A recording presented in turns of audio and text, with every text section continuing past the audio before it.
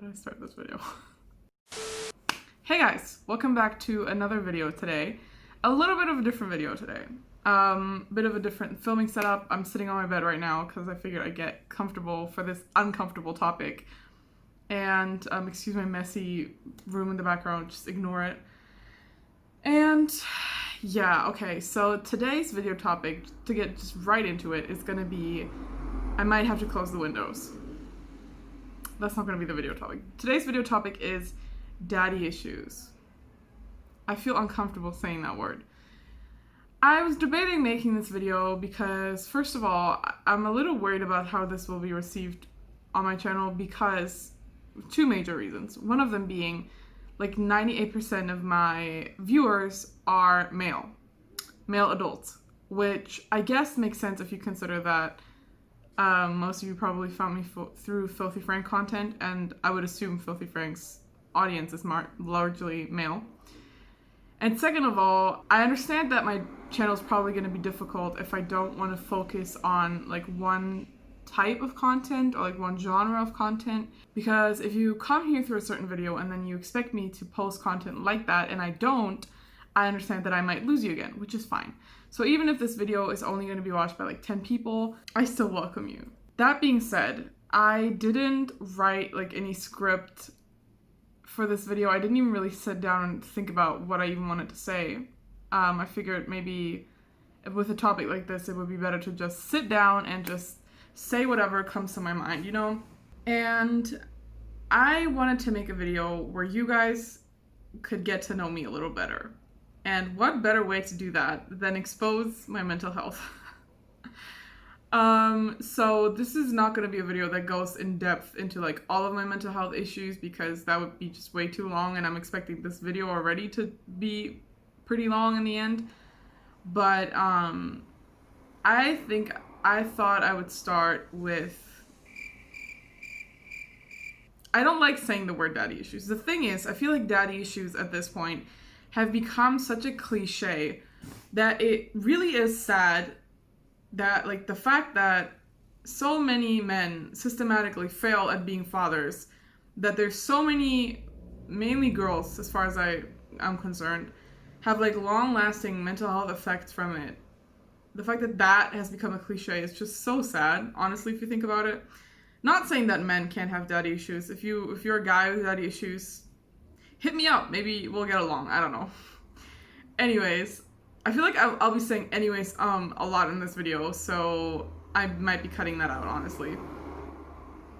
There might be a lot of cuts in general because, as I said, I didn't think about what I wanted to say in this video, so it's probably going to be all over the place, but... So I don't really know where to start with this, to be completely honest with you.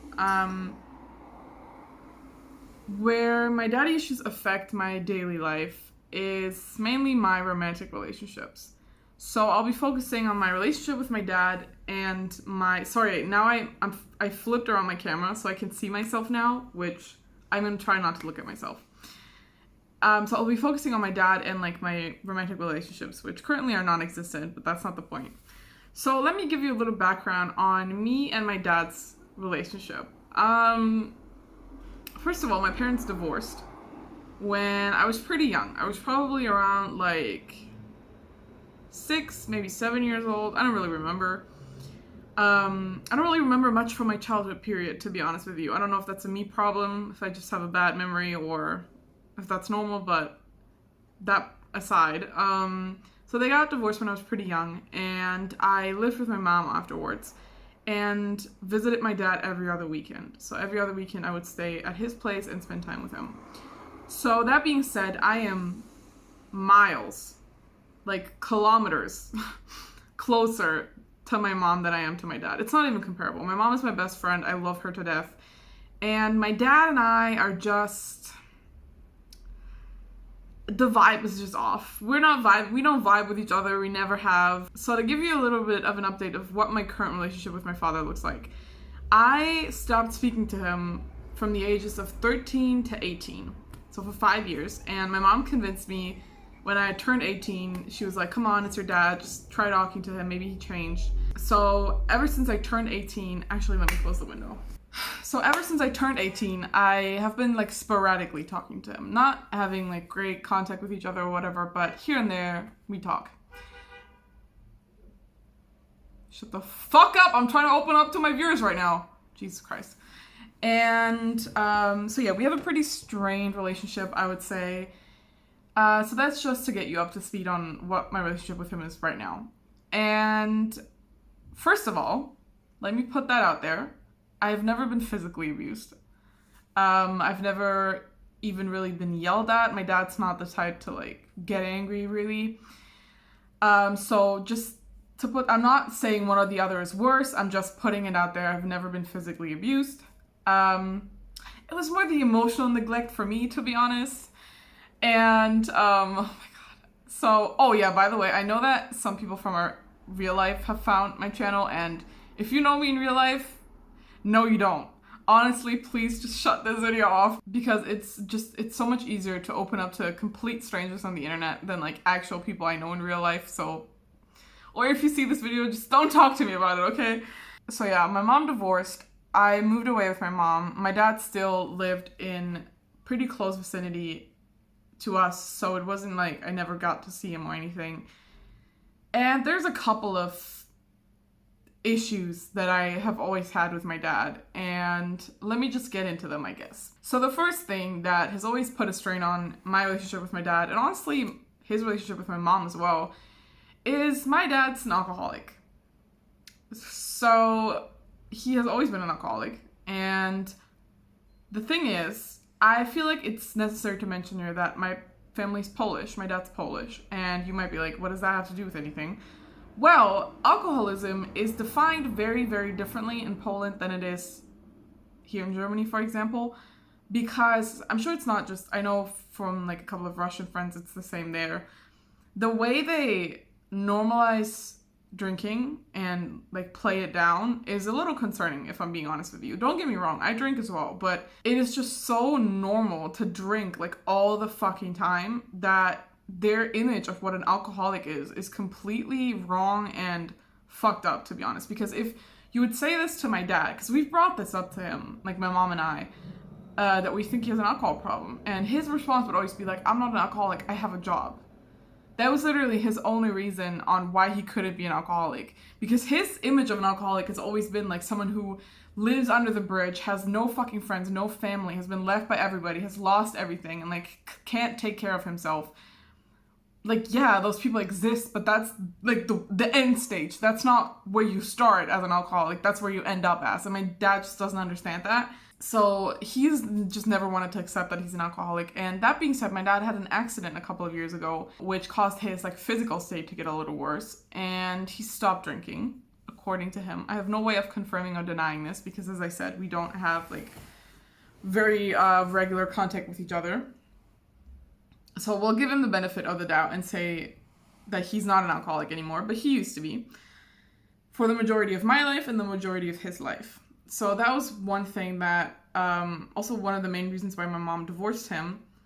And that was just, as a child, not great to watch, honestly, because just no child should have to see that in a parental figure. And I would always have to kind of take on, like, the parental role between the two of us, which makes a child grow up way faster than it should have to. There's a lot of examples for this, but something I always vividly remember is my dad, even for the like 2 days that I would always visit him every 2 weeks, could just not stop drinking because he had to work during the week. So he drank during the week as well, but only like light stuff like beer and stuff, and then would go ham on the weekends even if I was there. And I used to sleep in his room and he would sleep on the couch whenever I was there.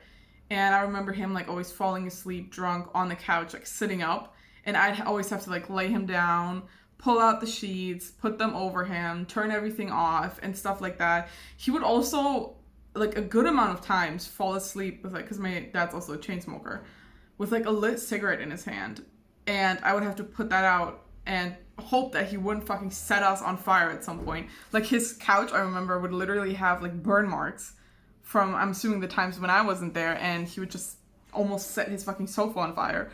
But it's just one of the examples. My dad is just very irresponsible and childlike in general, so that's just something that's always annoyed me between the two of us. I mean, I guess that doesn't really connect to like daddy issues in the sense of like relationship wise, because I don't think that had any major effect on that, but it's just something that, you know, put a strain on our relationship. Something that I've always felt with my dad is that he not exactly blamed me for the divorce, but definitely distanced himself from me, whether consciously or subconsciously, after it, because I don't know, my mom, like, I was their dream child basically. So I have 3 older brothers. Well, I have 4 older brothers, but 3 of them have the same mom as I do, so they're all my half siblings. So my mom had 3 boys before she had me, and she always wanted a girl. So when I was born, I was like her dream child. She was super fucking happy. Yeah, my dad also was like over the moon. So they were very invested in me when I was a child, and my mom, now that I've grown up and like asked her about it a couple of times, has said that she definitely feels like they neglected their relationship while they were looking after me, you know? Like, I became their focus and not their relationship. So I don't know if my dad blames me for it, honestly, or if he has like a dislike towards me because of it, because I feel like my dad honestly might love my mom more than he does me, because he never really got over the divorce, to be honest with you. Like, my mom divorced him, he didn't want the divorce, he never really had a serious relationship after that, and it's been like, what, fucking 14 years? So he never really got over it, to be honest. And while we're on that topic, something else that my dad would always do, which would piss me off, this is probably one of the number one things that he did that I really, really, really just can't find myself forgiving him for. He was very angry at my mom for divorcing him, and he would openly show that towards me, even though he knew, as shitty as that is to say, that I preferred my mom, or I was a mama's child. Like, I love my mom. If it was between the two of them, I would always choose my mom, because my dad's an idiot. And whenever my mom would have like a new boyfriend, my dad would like lose it and start talking trash about my mom, like in front of me. Which, why the fuck would you do that in front of your fucking child? Like, you shouldn't talk trash about the other parent, regardless of what you feel towards them. So he would just call my mom names and just talk so badly about her. And then always asked me at the end not to tell her because he was like scared of her or something, as if I was gonna comply with that. Bro, you bet the first thing I did when I came home after visiting him was snitch to my mom, obviously. Bitch, like, what the fuck? And I have to also hurry up a little because it's getting dark slowly but surely. Anyways, so that was just something that was constant and so annoying to me, because yeah, sure, I could have stood up to him, and I did in a way. Like, sometimes I would say, like, oh, I don't like you saying this stuff about mom or whatever, but I was a child. Like, I shouldn't be expected to have to, like, stand up to my dad and tell him not to talk smack about my fucking other parent. So, yeah, that was just one thing that always pissed me the fuck off about him. And something that I think has greatly put a strain on my now current romantic relationships is the fact that my dad, I guess you could call it, emotionally neglected me. It's hard to describe, but it's just the fact that my dad never was really able to express his emotions in general, which maybe I have that trait from him because I have trouble with that as well. Thanks, Dad. And he would just always find something to criticize about me rather than something to praise me for. And it would always be something about just what I do in general, or how I did in school, or my personality, my looks. Because, like, for example, my hair, I always used to have, I still do, very frizzy and curly hair, and my dad would always be like, fix it. Like, bitch, it's your genes. What the fuck am I supposed to do with it? Like, just stupid stuff that you should just not criticize a child for, especially if it's stuff you can't change about yourself. Like, fuck off. And my mom, funnily enough, my parents are polar opposites in a lot of things, and with that as well, my mom, like, praises the bare minimum. I can do literally anything, and my mom will tell me how proud she is of me and, like, how much she loves me. So my parents are very much, like, complete opposites, which is why I think that I don't have that much of a problem. I'm bisexual, in case you didn't know. That I don't have that much of a problem in relationships with women compared to men. So if you want to hear my very extensive romantic history so far, I have had 2 girlfriends, and that's it.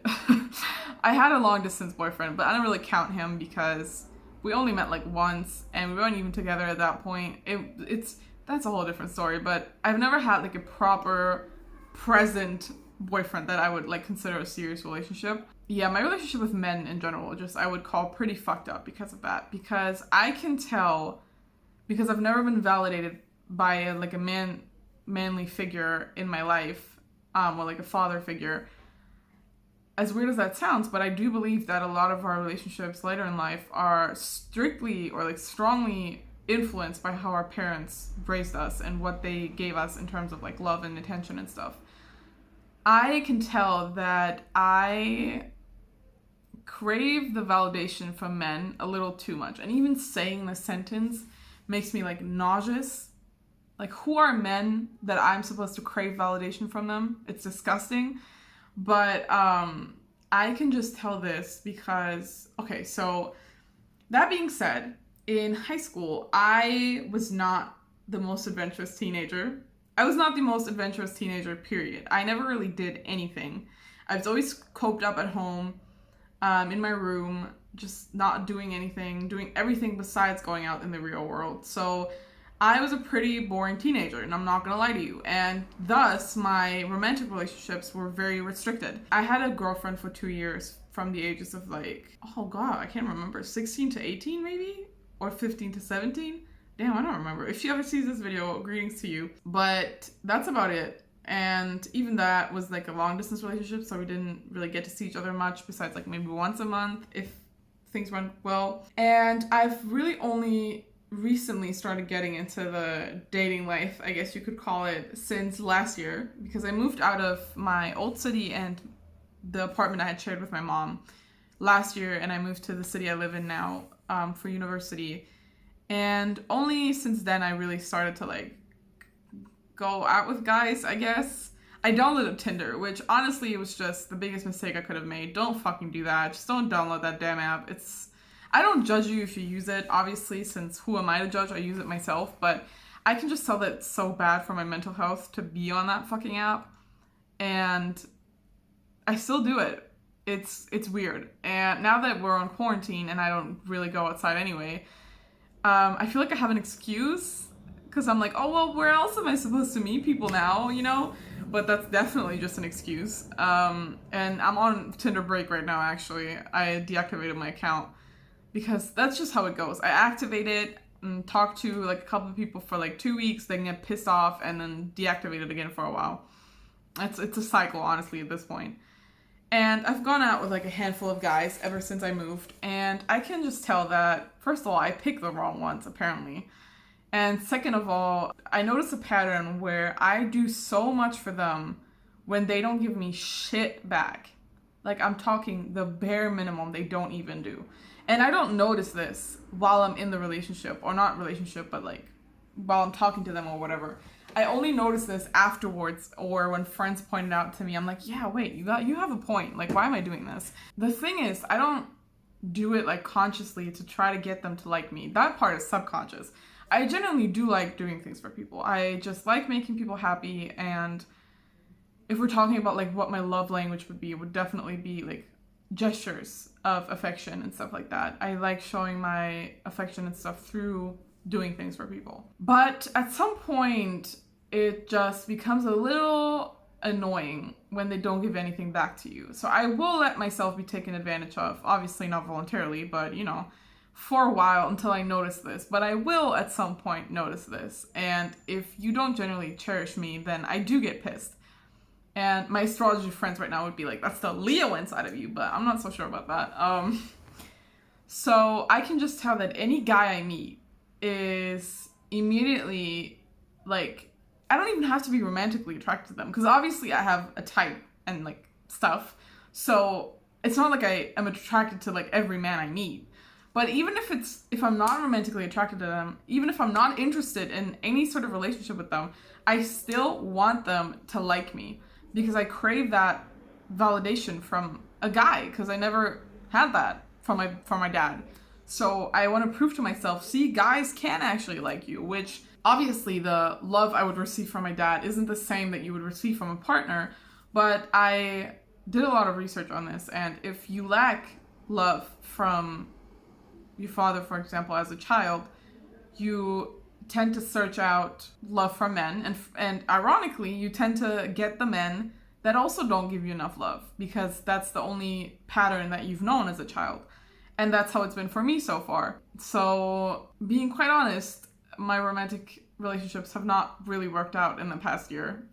So, I know that for it to be like successful, I have to do some work on myself definitely before I get into anything else. But you know, it's difficult sometimes. Sometimes you just want to be with someone, and it seems like such a impossible feat, right? To like, oh, I'll just fix my mental health problems and then be in a happy relationship. Sounds impossible, but don't suggest therapy, y'all. I know I should go to therapy technically, but it's just, I don't know, I can't afford it, first of all, and second of all, even though I wouldn't say this to anybody else, but to myself, I'm like, is this even a big enough reason to like go to therapy? But so yeah, that's one big thing from my dad that I can tell now I have like long-lasting effects from. The fact that my dad just never seemed to be able to give me simple love and like validate me as a person, which is, I struggle a lot with my self-worth as a person. I tend to lower my standards very, very much, because I'm like,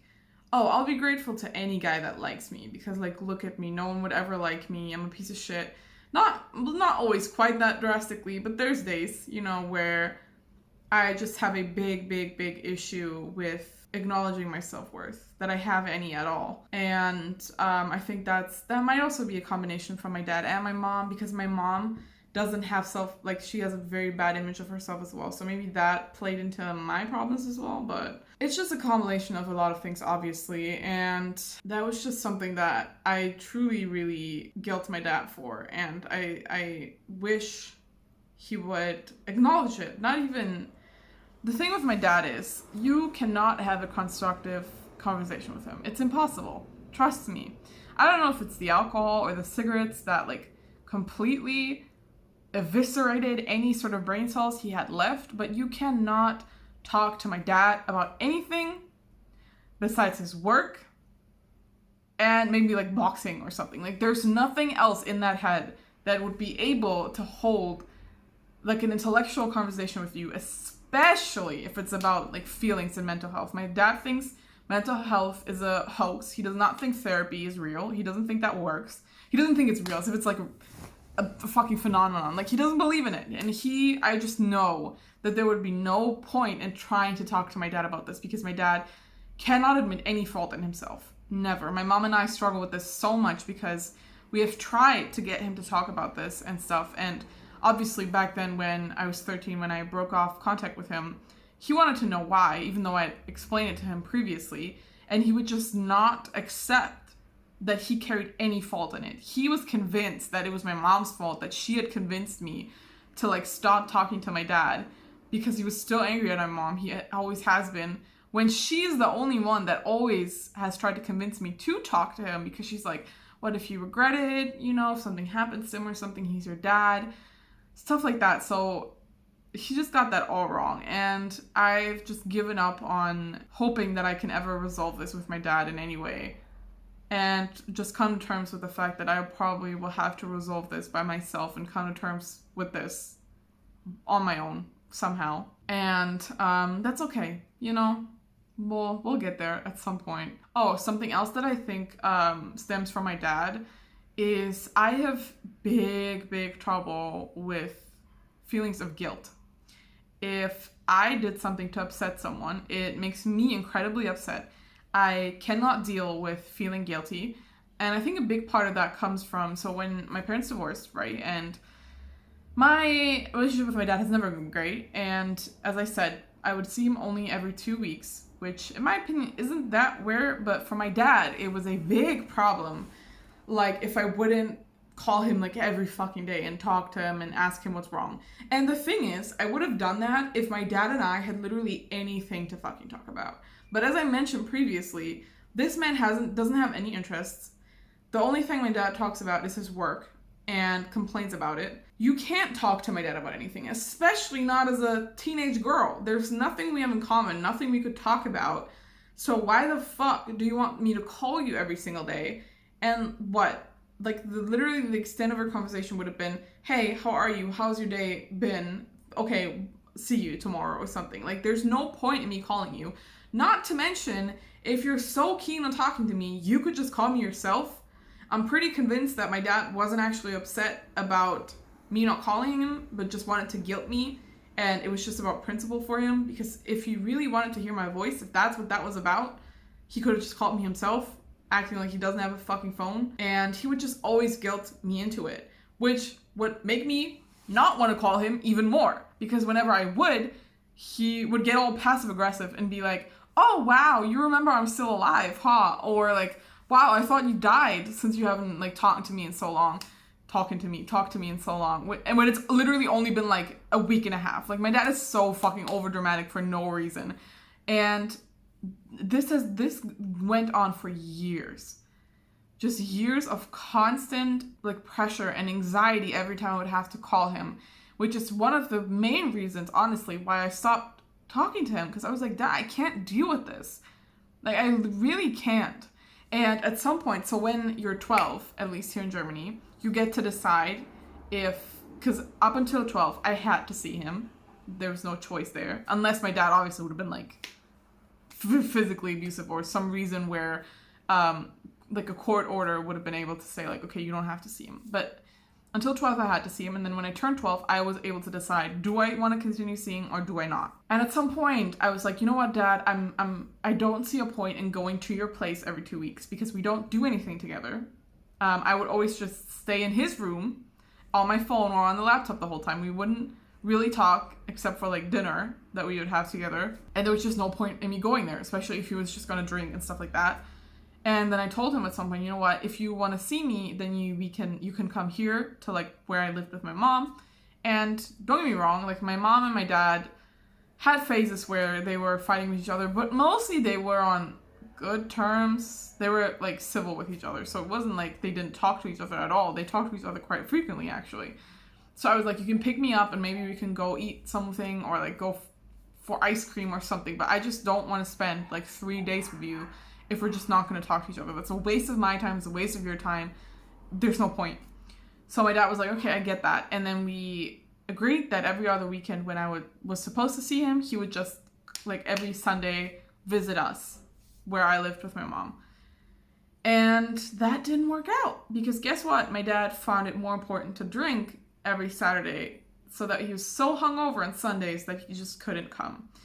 So obviously it wasn't about him actually wanting to see me. He just wanted to guilt me into making me believe or making me feel like I wasn't attentive enough, as if I was the parent in this relationship. Do you know what I mean? And I got so fucking sick of that. I was like, you obviously don't want to talk to me, and I'm sick of you pressuring me into talking to you, forcing me into it, and guilting me if I don't. Like, I am my own person. If I why would I want to talk to you if this is all you do when I do, you know?